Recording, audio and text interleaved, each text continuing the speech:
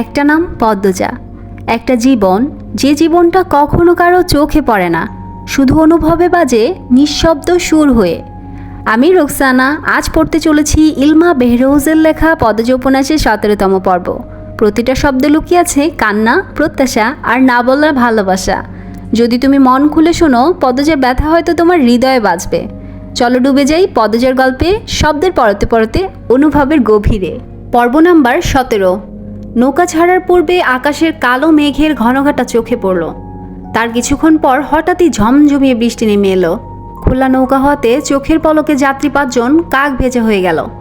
ভিজলেন না হেমলতা, মোর্শেদ ছাতা ধরে রেখেছেন। বজ্রপাতের সাথে সাথে হেমলতার আত্মা দুলে উঠছে, মনটা খচখচ করছে। তিনি জলের দিকে স্থির চোখে তাকিয়ে রইলেন। জলে বৃষ্টির ফোঁটা পড়ার সঙ্গেই বলের মতো একদোলা পানি লাফিয়ে উঠছে। তারপর ছোট্ট ছাতার মতো আকৃতি নিয়ে চারপাশে প্রসারিত হয়ে হাওরে মিলিয়ে যাচ্ছে। দেখতে সুন্দর, কিন্তু সেই সৌন্দর্য মনে ধরছে না। অজানা আশঙ্কায় তিক্ত অনুভূতি হচ্ছে। মোর্শেদ গলা খাকারি দিয়ে হেমলতার দৃষ্টি আকর্ষণ করার চেষ্টা করেন। এরপর বলেন, কিছু খাইবা? হেমলতা নিরুত্তর। মোর্শেদ শুষ্ক হাসি হেসে বলল, আর কিছুক্ষণ, আইয়াই পড়ছি। হেমলতা কিচ্ছুটি বললেন না, নিরুত্তরেই বসে রইলেন। বৃষ্টির স্পর্শ নিয়ে আসা হাওরের হিমেল বাতাসের ছোঁয়া লাগছে চোখে মুখে। হাওরের ঘোর লাগা বৃষ্টি দেখতে দেখতে তন্দ্রা এসে ভর করে। হেমলতা নিকাব খুলে চোখে মুখে পানি দিয়ে তন্দ্রা কাটান। এরপর ক্লান্ত চোখ দুটি মেলে তাকান মোর্শেদের দিকে। মোর্শেদের হাতে হাত রেখে বলেন, আমার এত খারাপ লাগছে কেন? বুক পুরো কষ্ট হচ্ছে। মোর্শেদ হেমলতার কণ্ঠ শুনে সহসায় উত্তর দিতে পারলেন না। চিত্ত ব্যথায় ভরে উঠল। কিছু সময় অতিবাহিত হওয়ার পর আশ্বস্ত করে বললেন, আইয়া পড়ছি তো, ওই যে বাজারের ঘাট দেখা যাইতেছে। হেমলতা মোর্শেদের হাত ছেড়ে দূরে তাকান। আনন্দপুরের বাজারটা ছোট্ট পিঁপড়ার মতো দেখাচ্ছে। নৌকাটা বারবার দুলছে, চারিদিকে ঝড় বইছে, মনেও তো বইছে। তিনি নিজেকে শান্ত করতে চোখ বুঝে বার কয়েক প্রাণ ভরে নিঃশ্বাস নেন। ব্যথাতুর মন আর্তনাদ করে শুধু জানতে চাইল, আমার মেয়েগুলো কেমন আছে? রিনা চুল এত শক্ত করে ধরেছে যে পদ্মজার সারা শরীর ব্যথায় বিষিয়ে উঠেছে। পদ্মজা আকুতি করেও ছাড় পাচ্ছে না। পূর্ণা প্রেমা খামচে ধরে রেখেছে পদ্মজাকে। কিছুতেই তারা বোনকে ছাড়বে না। আমির ক্রোধে উন্মুক্ত প্রায় হয়ে চিৎকার করে উঠল, কামরুল চাচা, এটা ঠিক হচ্ছে না। মেয়েগুলোর অভিশাপে পুড়ে যাবেন। আমিরের উৎকট উত্তেজনায় ক্ষণিককালের জন্য কামরুল হতবুদ্ধি হয়ে গেল। রমিজালি কামরুলের নরম নিস্তব্ধ ভয়ার্ত মুখের দিকে চেয়ে ভেতরে ভেতরে উদ্বিগ হয়ে তাচ্ছিল্যের ভঙ্গিতে বলল, বেশ্যাদের সাপে কেউ পুড়ে না। জলিল প্রেমাকে সরিয়ে নিয়েছে।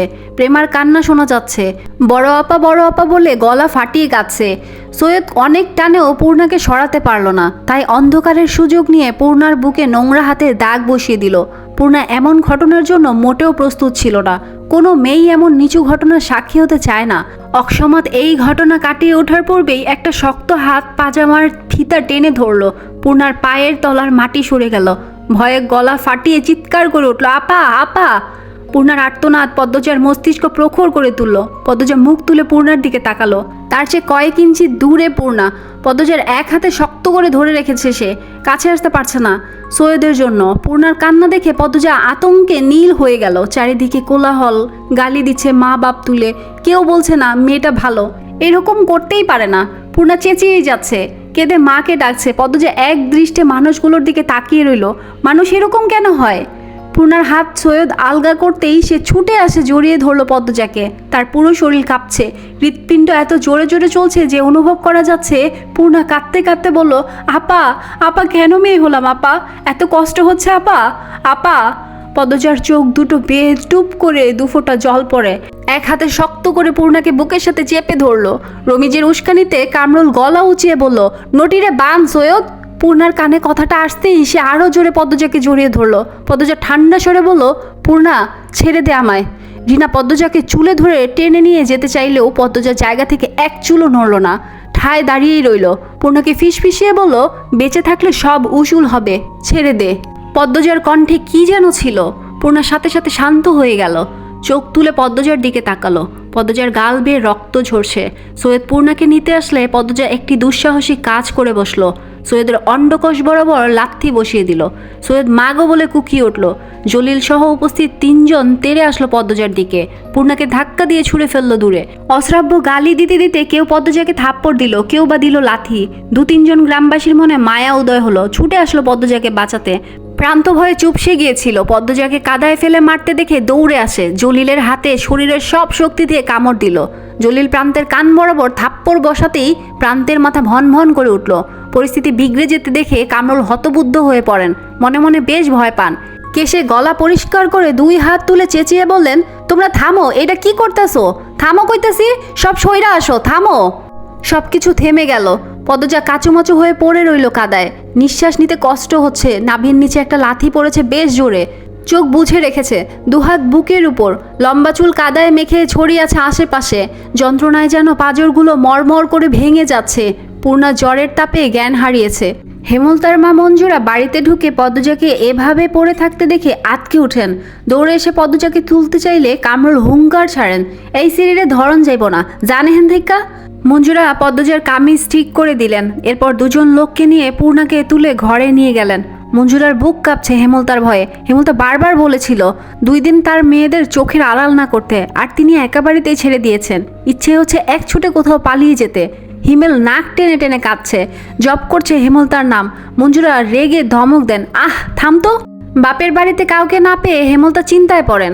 মোর্শেদ বলেন, আমরার বাড়িতে গিয়া বইয়া রইছে মনে হয়, আও বাড়ির যাই। হেমলতা মিনমিনিয়ে গলায় বলেন, তাই হবে। 2জন হেঁটে বাড়ির রাস্তায় উঠে। তখন পাশ কেটে একজন মহিলা হেঁটে যায়। কিছুটা হাঁটার পর মোর্শেদের খটকা লাগলো। তিনি ঘাড় ঘুরিয়ে তাকান। মহিলাটি অনেক দূর অবধি চলে গিয়েছে। মহিলার অবয়ব দেখে মোর্শেদের বাসন্তীর কথা মনে হলো। মনে মনে আওড়ান, বাসন্তী আইছে। এরপরে নিজের মনকে বুঝ দেন, না না, হ্যাঁ আইব কেমনে, আর আইলেও যাইব গা কেন। তিনি আর মাথা ঘামালেন না। হেমলতার বুক দুরু দুরু করছে, ঠান্ডা বাতাস বইছে। তবুও তিনি ঘামছেন অজানা আশঙ্কায়।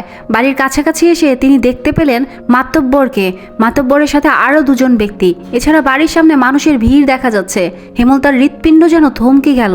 মেরুদণ্ড বেয়ে বরফের ন্যায় ঠান্ডা কিছু একটা ছুটে গেল। তিনি নিঃশ্বাস বন্ধ রেখে ছুটতে থাকেন। পিছলা খেয়ে পড়ে যেতে গিয়েও নিজেকে সামলে নেন। হেমলতার দৌড় দেখে মোর্শেদ অবাক হন, প্রশ্ন করেন, তুমি দৌড়াইতেছো কেন? হেমলতা প্রশ্নটি শুনলেন না। নিকাব বাতাসের দমকে উড়ে পড়ল দূরে। তিনি ভিড় ঠেলে বাড়িতে ঢুকেন। কোলাহল বেড়ে গেল। এত ভিড়ের মাঝে একটা মেয়েকে পড়ে থাকতে দেখে তিনি অবাক হন।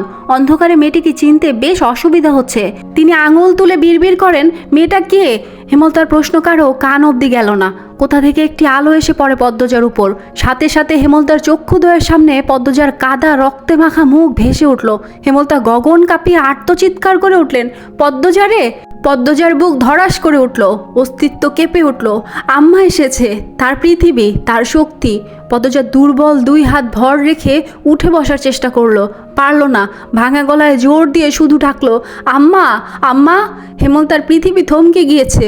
বিধ্বস্ত পর্দাহীন কাদা রক্তমাখা পদ্মজাকে দেখে বিশ্বাস হচ্ছে না এটা তার মেয়ে। তিনি দ্রুত নিজের বোরখা খুলে পদ্মজাকে ঢেকে বুকের সাথে জড়িয়ে ধরেন। অসহায় যন্ত্রণায় যেন কলিজা বেরিয়ে আসছে তার সোনার কন্যার এ কী রূপ, কে করলো? কাপা কণ্ঠে বললেন, পদ্ম, আমার পদ্ম। হেমলতার বুকে মাথা রেখে পদ্মজা হাউমাউ করে কেঁদে উঠল, বলল, আম্মা আম্মা। হেমলতা পদ্মজাকে আরও জোরে চেপে ধরেন বুকের সাথে। দৃষ্টি অস্থির, বুক হাঁপড়ের মতো ওঠানামা করছে। মোর্শেদ বাড়িতে ঢুকে উঁচু গলায় বলেন, এইখানে এত মানুষ কেন? মাতব্বর মেয়ে, আপনি এখানে কেন? কি হয়েছে? প্রান্তপ্রেমা দৌড়ে এসে মোর্শেদকে জড়িয়ে ধরল। 2জন ভয়ে কাঁদছে, কিন্তু কান্নার শব্দ হচ্ছে না। মোর্শেদ বিস্ময়ে কিংকর্তব্য বিমূঢ়। মাতব্বর মজিদ গম্ভীর কণ্ঠে কামরুলকে প্রশ্ন করেন, মেয়েটার এই অবস্থা কারা করেছে? এটা কি নিয়মের মধ্যে পড়ে? কামরুল মাথা নিচু করে রেখেছেন। মিনমিনে গলায় বলেন, আমি সেরিডারে মারতে কই নাই। জলিল সৈয়দ আর মজনুর সেরায় নিজ ইচ্ছায় মারছে। আপনি আটকালেন না? আটকাইছি বইলেই মাইয়াটা বাইচে আছে, আর এমন নটিদের বাঁচার অধিকার নাই। থামেন মিয়া, কার কি শাস্তি হবে সেটা আমার দায়িত্ব, আপনার না। সৈয়দ জলিল আর মজনুর ছেলেকে তো দেখা যাচ্ছে না। আগামীকাল তাদের আমি মাঠে দেখতে চাই। কামরুল মাথা নিচু করে রাখলেন। মজিদ হাওলাদার ভারী সৎ এবং নিষ্ঠাবান মানুষ। গ্রামের মানুষদের 2 হাতে আগলে রেখেছেন। পুরো আনন্দপুরের মানুষ মজিদকে ফেরেস্তা সমতুল্য ভাবে। 25 বছর ধরে আনন্দপুর সামলাচ্ছেন তিনি। গুড়ি গুড়ি বৃষ্টি পড়ছে। অন্ধকার গাঢ় থেকে গাঢ়তর হচ্ছে। হেমলতা কিছুতেই হিসাব মিলাতে পারছেন না। অনেক বছর আগের ঘটনা আর এই ঘটনা হুবহু একরকম কি করে হলো? তিনি নিজের ভেতর একটা হিংস্র পশুর উপস্থিতি অনুভব করছেন। কামরুলের মুখ থেকে শোনা 3টা নাম মস্তিষ্কে নাড়া দিচ্ছে প্রচণ্ডভাবে, সৈয়দ, জলিল আর মজনুর ছেলে। মজিদ সবাইকে উদ্দেশ্য করে বললেন, আগামীকাল সবাই স্কুল মাঠে চলে আসবেন। মিয়া মোর্শেদ মেয়ে নিয়ে আলো ফুটতেই চলে আসবেন। এই বাড়ি পাহারায় থাকবে মদন আর আলী। আমার ছেলেকে আমি নিয়ে যাচ্ছি, ঠিক সময়ে সে উপস্থিত থাকবে। এই ছিল আজকের পর্ব। পদ্মজার জীবনের এই টুকরোটা যদি তোমার মনে ছোঁয়া দিয়ে যায় তাহলে রোকসানাস লাইফ ক্যানভাস সাবস্ক্রাইব করে পাশে থাকো আর একটা লাইক কমেন্ট দিয়ে জানিয়ে দাও তোমার ভাবনাগুলো। নতুন পর্ব নিয়ে খুব শীঘ্রই আবার দেখা হবে। সে পর্যন্ত ভালো থেকো, সুস্থ থেকো। আল্লাহ হাফিজ।